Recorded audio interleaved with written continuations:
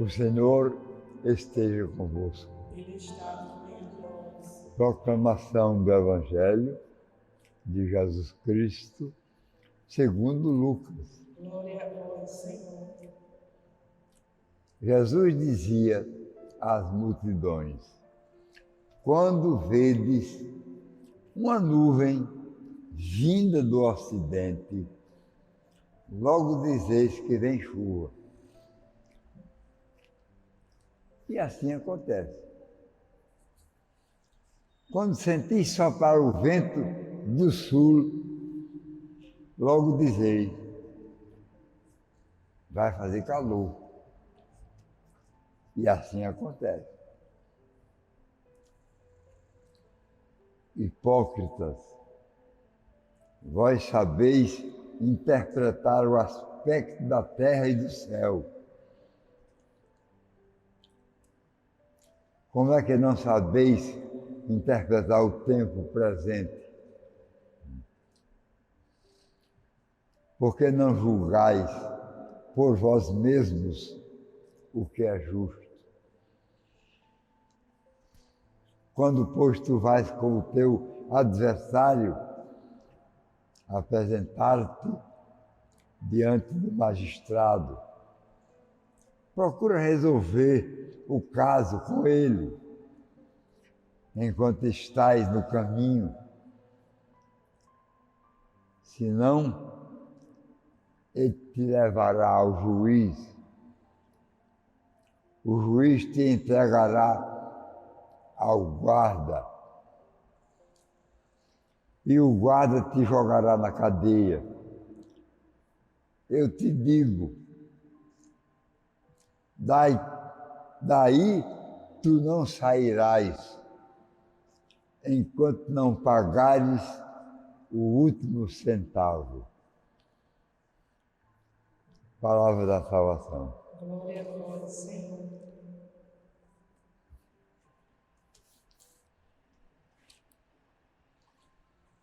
Meus irmãos, minhas irmãs,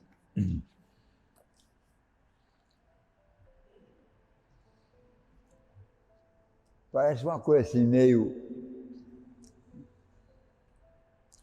de fora do Evangelho. Essa intervenção de São Lucas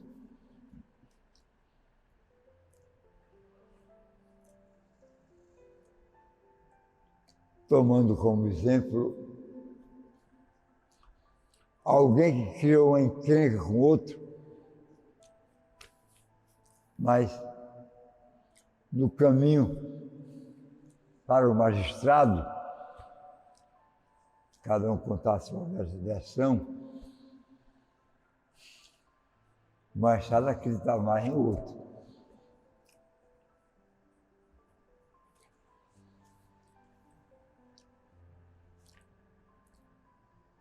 Isso é parecido com algum texto de São Lucas nos Atos dos Apóstolos.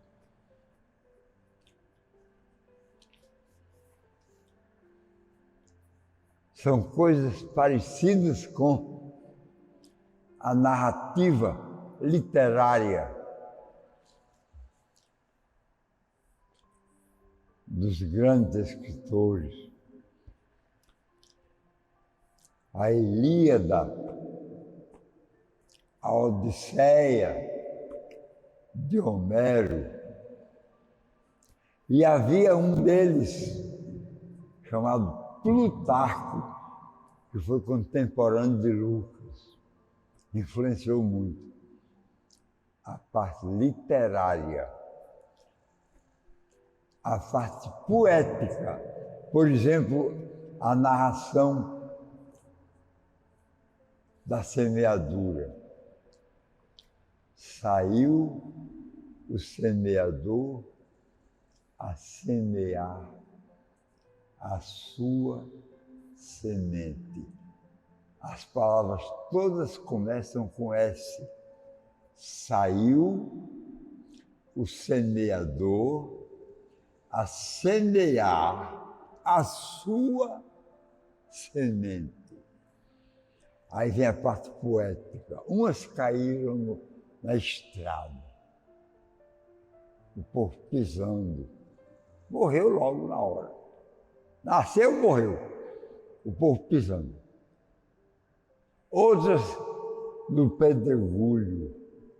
As pedras não tinham umidade suficiente de fazer criar o enraizamento. Outras caíram perto do espinheiro. Os espinhos sufocavam. Só uma quarta categoria caiu em terra boa. Essa gerou fruto 100 por 1. São narrativas poéticas. Virgílio fazia isso.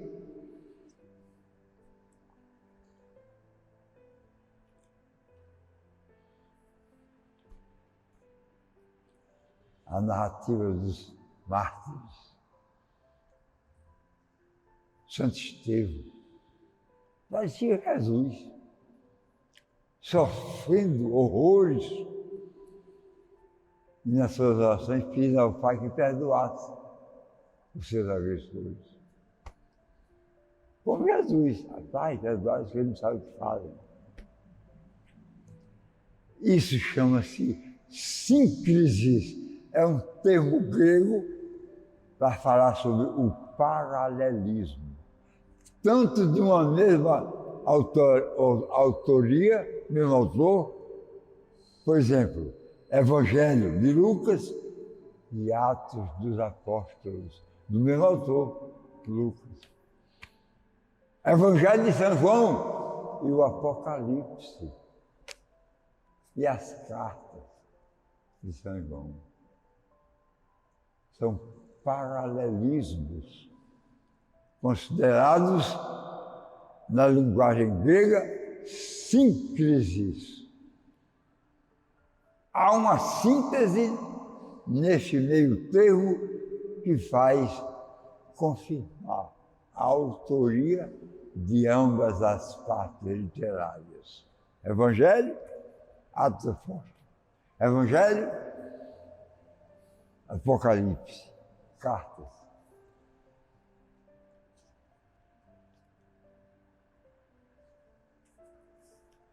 Porque a inspiração de Deus não entra no jogo literário. Não entra no jogo literário. Pertence a cada um.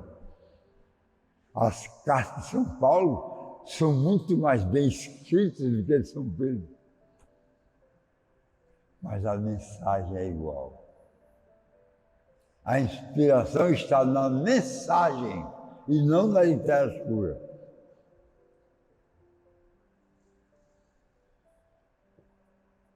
É por isso que às vezes a gente vê coisas que não são ditas naquela língua original, mas são ditas na versão. Às vezes até mente a versão.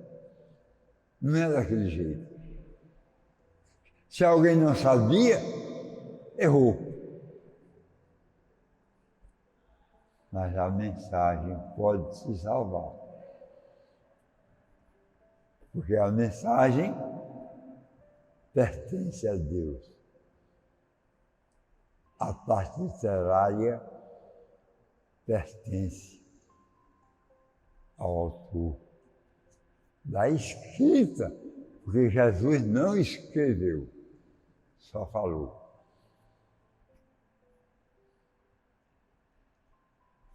O Verbo se fez carne, não se fez escrita. O Verbo se fez pessoa humana, porque divina já era pessoa. Mas fez natureza humana.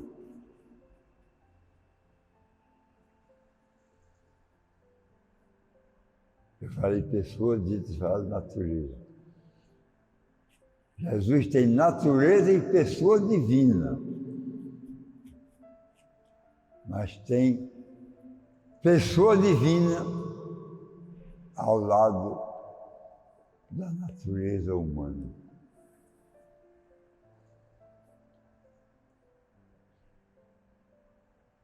Ele se fez carne e não obra literária. São João é o evangelista mais profundo, porque ele fazia parte da classe helenista grega dos filósofos, de uma condição diferente. Lucas fazia um tratamento sobre Nossa Senhora único, era médico. Agora vejam, o paralelismo assim que existe entre a narrativa do nascimento de João Batista e de Jesus. O anjo foi o mesmo, o anjo Gabriel. Foi o mesmo que anunciou a Nossa Senhora que ela ia ser a mãe de Jesus, anunciou a Zacarias e a Isabel que eles iam ser pais. O mesmo anjo, o mesmo. Chama-se isso sincresis. É um termo literário que está na teologia exegética. Para se confirmar que aquela autoria é de fulano de tal, tem que recorrer-se a esses elementos. Idade, acontecimentos que a história da humanidade narra, e ali também estava. O misticismo que leva a que um santo tenha a seus últimos momentos com a narrativa assemelhada à de Jesus na cruz. Sofrimento, paciência, cheiro de santidade, perfume de santidade, odor de santidade. São coisas que são acontecidas nas diversas narrativas, umas historicamente confirmadas e outras teologicamente mistificadas.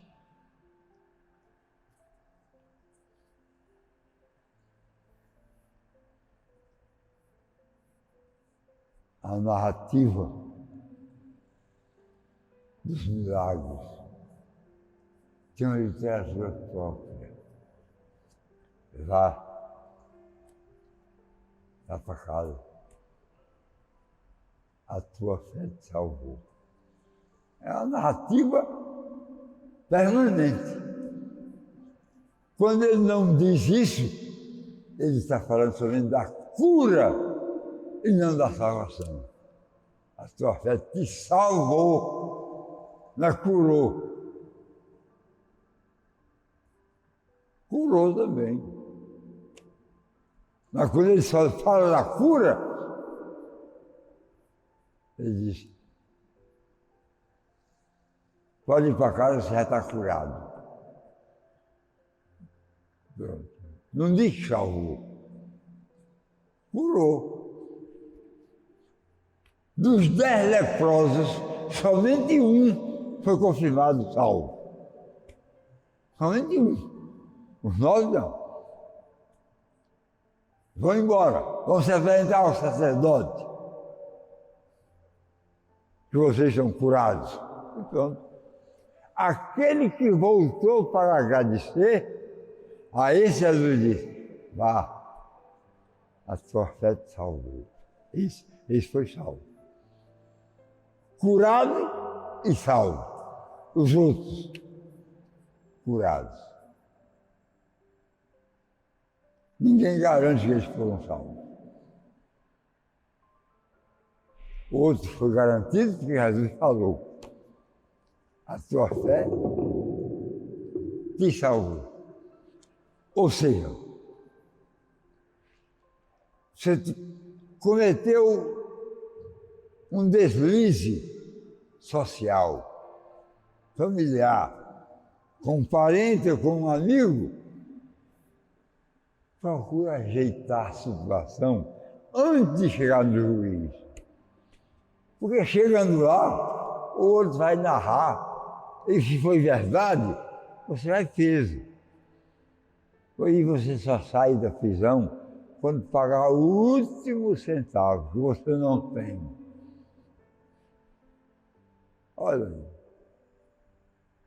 são narrativas sociais, como se fosse assim, aquele horário policial, né? Que acontece sempre nas televisões, né? O horário policial, contando ou as falcatruas, os roubos, ou os maus tratos. É uma coisa nesse sentido. Que ele conta aqui, agora, diante de Deus, desde o mais cedo possível. Se você se ajoelha, ou seja,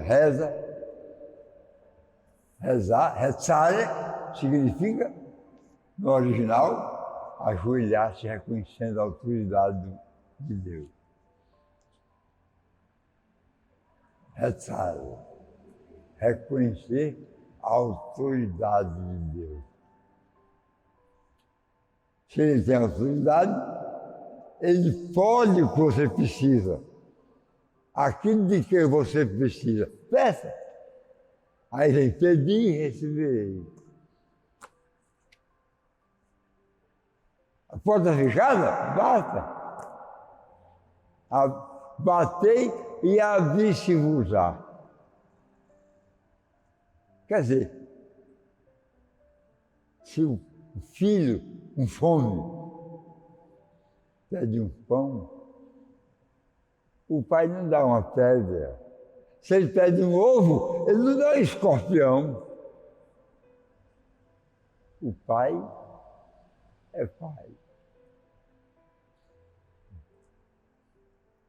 Providencia as coisas para o bem-estar da família. Então eu fico perto dele. Se alinho com ele. Ele passa a experiência, Imagina a experiência de quem é eterno.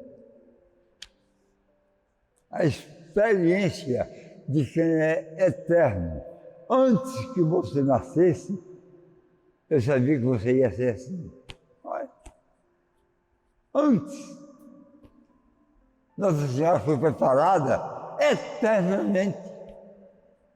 É só ler o Apocalipse de São João, que é o evangelista.